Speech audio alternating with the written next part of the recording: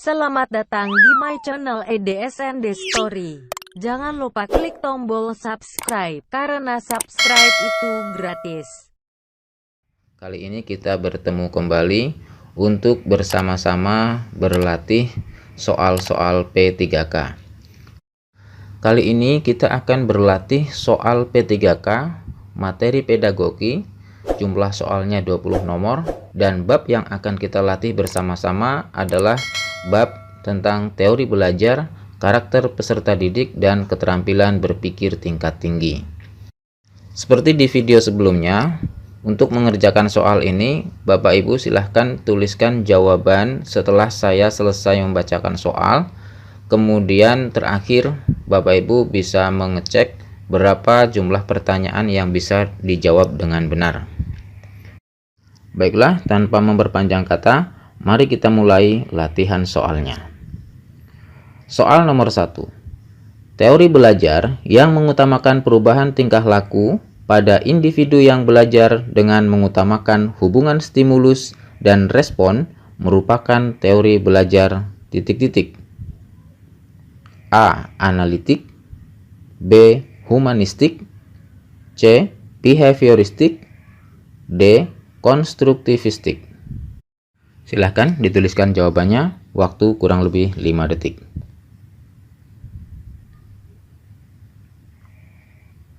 Jawabannya adalah behavioristik.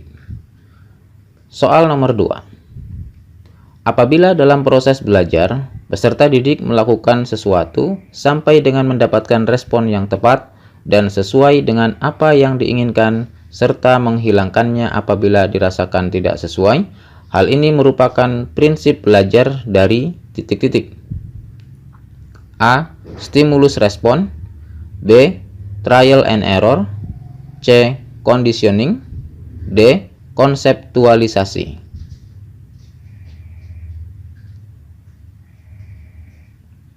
Jawabannya adalah trial and error. Kita lanjut ke soal nomor 3. Di bawah ini adalah tipe belajar menurut Habermas, kecuali A. Belajar konsep, B. Belajar teknis, C. Belajar aktif, D. Belajar emansipatoris.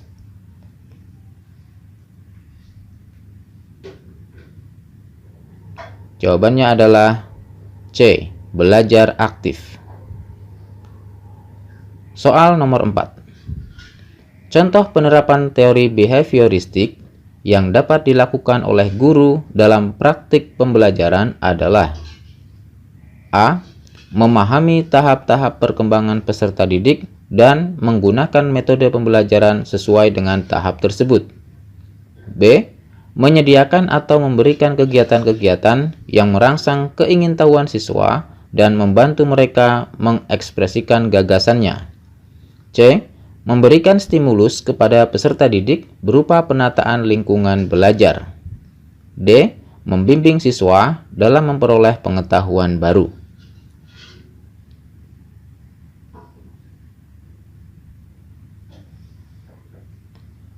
Jawabannya adalah C. Memberikan stimulus kepada peserta didik berupa penataan lingkungan belajar. Soal nomor 5. Pada tahap konseptualisasi, kemampuan yang dimiliki oleh peserta didik adalah A. Mampu memahami permasalahan, B. Mampu membuat peraturan, C. Mampu memecahkan masalah, D. Mampu mengalami sebuah kejadian.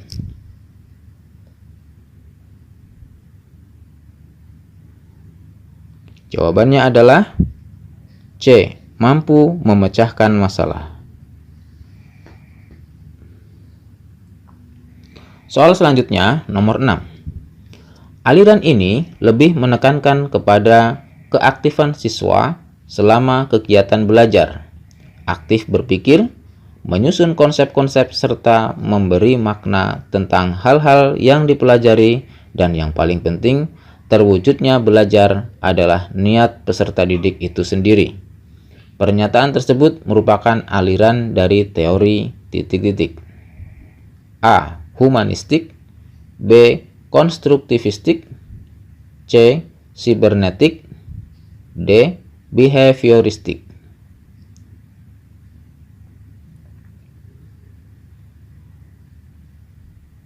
Jawabannya adalah B. Konstruktivistik. Soal nomor 7. Pernyataan berikut yang menjelaskan makna istilah kognitif adalah A. Kemampuan berinteraksi, B. Kemampuan untuk memecahkan masalah, C. Kemampuan untuk mengintegrasikan diri, D. Kemampuan mengemukakan pendapat.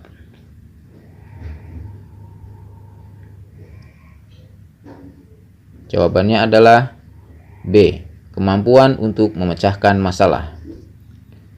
Kita lanjut ke soal nomor 8. Pada suatu proses pembelajaran yang kebetulan hari itu bertepatan dengan peringatan Hari Sumpah Pemuda, guru sebelumnya telah menghimbau kepada peserta didik untuk mengenakan busana daerah masing-masing. Tindakan guru tersebut memperhatikan karakteristik peserta didik, terutama aspek A. Minat, B. Moral, C. Etnik, D. Status sosial.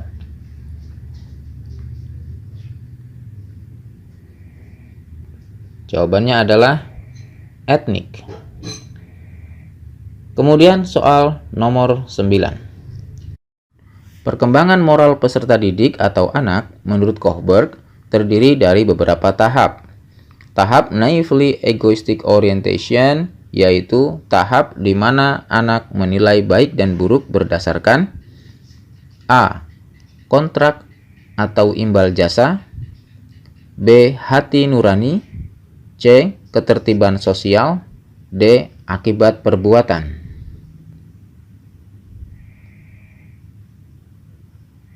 Jawabannya adalah A. Kontrak atau imbal jasa. Soal selanjutnya, nomor 10. Pada suatu proses pembelajaran di taman kanak-kanak, peserta didik akan dikembangkan aspek motorik kasarnya. Maka, pendidik dapat menugaskan peserta didiknya untuk melakukan kegiatan A. Memasang puzzle, B. Meronce membuat kalung, C. Menjiplak huruf, D. Menendang bola.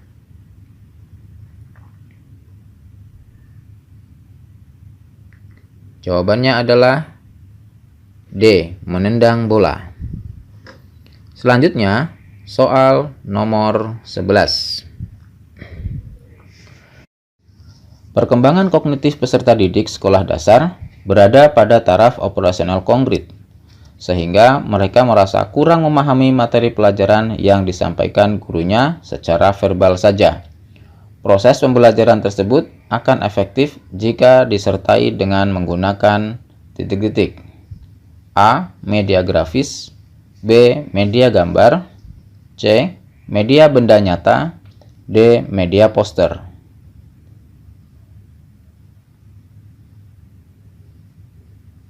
Jawabannya adalah C. Media benda nyata. Selanjutnya, soal nomor 12. Pada saat pembelajaran berlangsung, guru mengingatkan peserta didik yang kurang semangat dan kurang aktif dalam belajar. Tindakan guru tersebut berarti memperhatikan aspek titik-titik. A. Sosial, B. Motivasi, C. Status sosial, D. Kultural.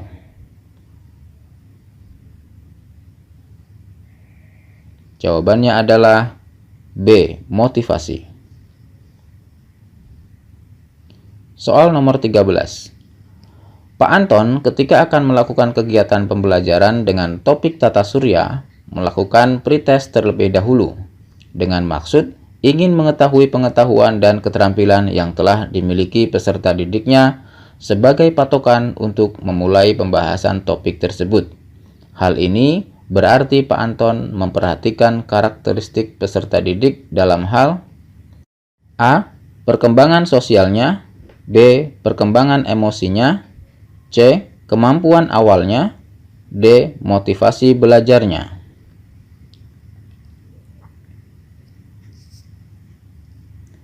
Jawabannya adalah C. Kemampuan awalnya. Selanjutnya, soal nomor 14.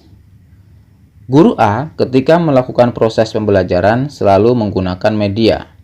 Kadang memutar video pembelajaran, kadang memutar CD audio, kadang menggunakan poster berwarna agar peserta didiknya memperhatikan dan tertarik terhadap apa yang dibahasnya serta senang mengikuti pelajarannya, sehingga hasilnya sangat baik.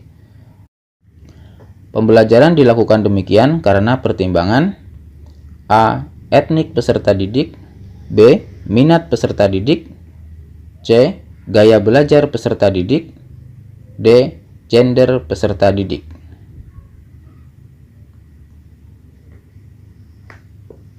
Jawabannya adalah B. Minat peserta didik. Selanjutnya, soal nomor 15. Perhatikan pernyataan berikut. Mudah beradaptasi dan mampu mengelola kompleksitas. Keingintahuan, kreativitas, dan pengambilan risiko. Berpikir tingkat tinggi dan alasan yang masuk akal. Pernyataan tersebut merupakan ciri-ciri dari titik-titik sebagai bagian dari keterampilan abad 21. A. Digital Age Literacy, B. Inventive Thinking, C. High Productivity, D. Effective Communication.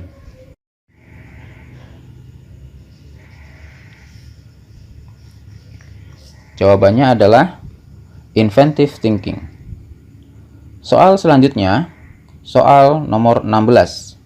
Rumusan indikator kunci untuk kompetensi dasar menganalisis hubungan antar komponen ekosistem dan jaring-jaring makanan di lingkungan sekitar adalah A. Menjelaskan jaring-jaring makanan, B. Menyebutkan pengertian ekosistem, C. Menelaah hubungan antar komponen ekosistem, D. Mengeneralisasi hubungan antar komponen ekosistem.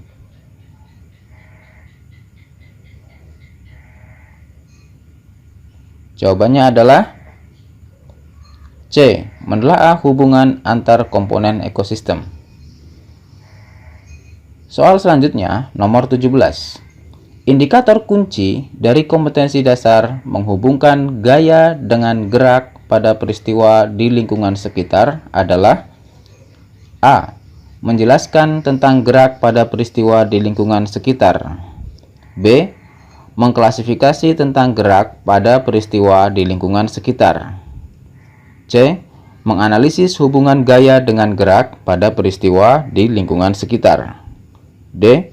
Menguji hubungan gaya dengan gerak pada peristiwa di lingkungan sekitar.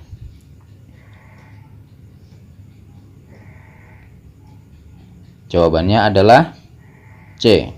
Menganalisis hubungan gaya dengan gerak pada peristiwa di lingkungan sekitar.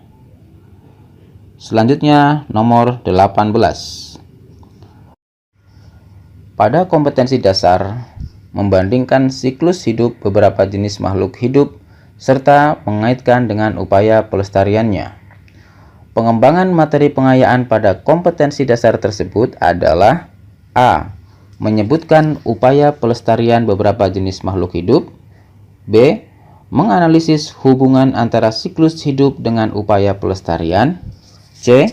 Menjelaskan siklus hidup beberapa jenis makhluk hidup, D. Membandingkan siklus makhluk hidup satu dengan yang lainnya.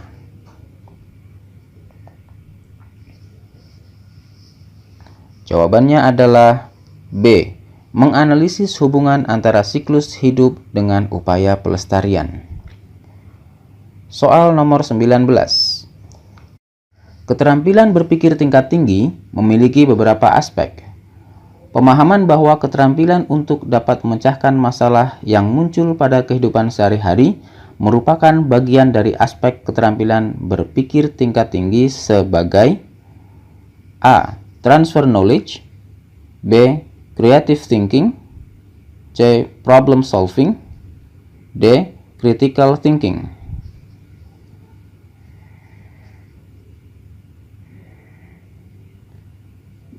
Jawabannya adalah C. Problem solving. Soal terakhir, nomor 20. Salah satu proses kognitif adalah menganalisis, yang maknanya adalah A. Menempatkan unsur-unsur secara bersama-sama untuk membentuk keseluruhan secara koheren dan fungsional. B. Membangun arti dari proses pembelajaran, termasuk komunikasi lisan, tertulis, dan gambar. C. Melakukan atau menggunakan prosedur di dalam situasi yang tidak biasa. D. Memecah materi ke dalam bagian-bagian dan menentukan bagaimana bagian-bagian itu terhubungkan antar bagian.